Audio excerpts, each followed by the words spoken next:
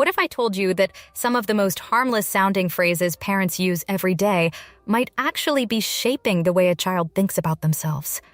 Phrases like, "Be careful," "Good job," "You're so smart," or even "I just want you to be happy" sound loving and protective. But modern research in child psychology suggests that repeated language doesn't just guide behavior, it helps build a child's inner voice. Over time, the words children hear become the thoughts they repeat to themselves. In Russian parenting culture, there is a long-standing philosophy known as vospitanie, which roughly means the cultivation of character. It's not about controlling children or forcing obedience. It's about shaping inner strength through everyday interaction, patience, and responsibility. Instead of focusing on constant praise or protection, this approach quietly builds capability over time. In many Western parenting styles, the focus often leans toward boosting confidence through reassurance and emotional support. In contrast, traditional Russian approaches tend to focus more on competence first.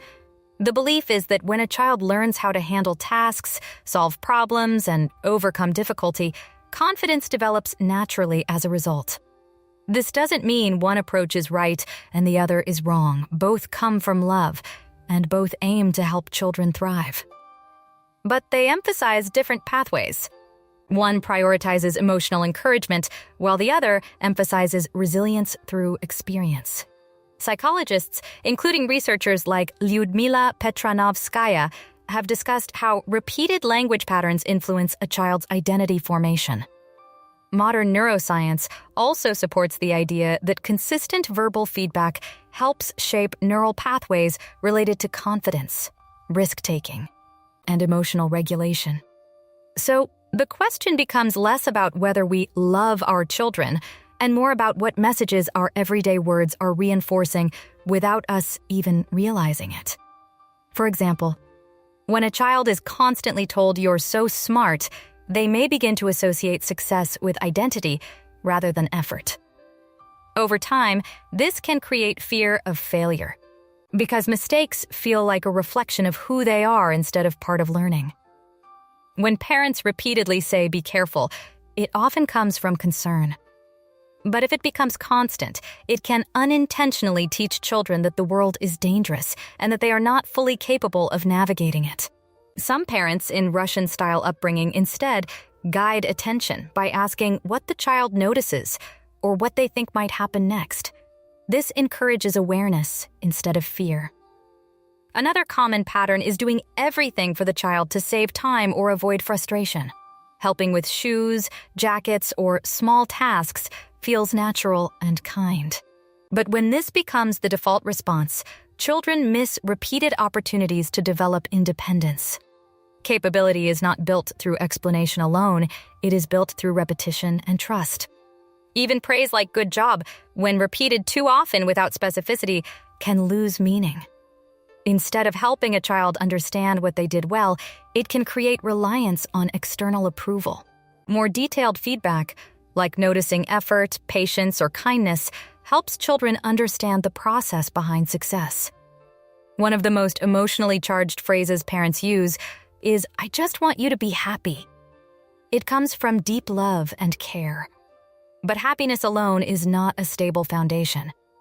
Children experience frustration, sadness, anger, and disappointment as part of normal development. What often helps more is not removing these emotions, but staying present through them. A calm response, like acknowledging feelings without rushing to fix them, can build emotional stability over time. Another phrase, "you're the best," can also create unintended pressure. Instead of encouraging growth, it can introduce comparison and fear of not maintaining that label. Many developmental psychologists suggest that focusing on personal progress is healthier than ranking a child against others. When a child is told "stop crying," the message often received is that their emotions are unacceptable. But emotions are not problems to be shut down, they are signals. Helping a child name and understand what they feel often supports stronger emotional regulation later in life. And when adults say "because I said so," it may quickly stop behavior, but it doesn't always build understanding. Children benefit from clear, simple explanations of boundaries because it helps them learn how the world works, not just what to obey.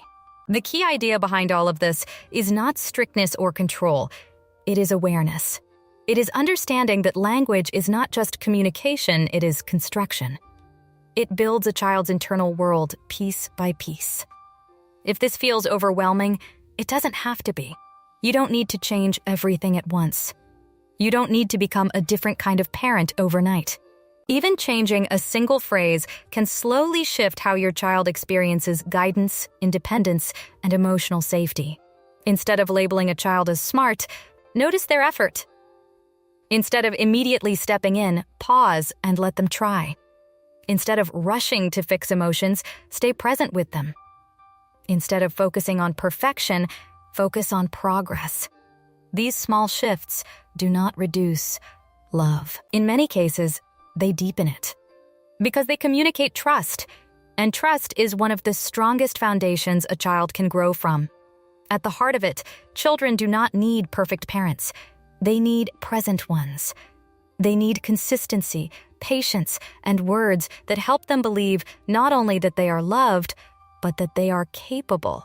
And maybe that is the most powerful shift of all, realizing that every sentence we say today has the potential to become the voice they carry tomorrow.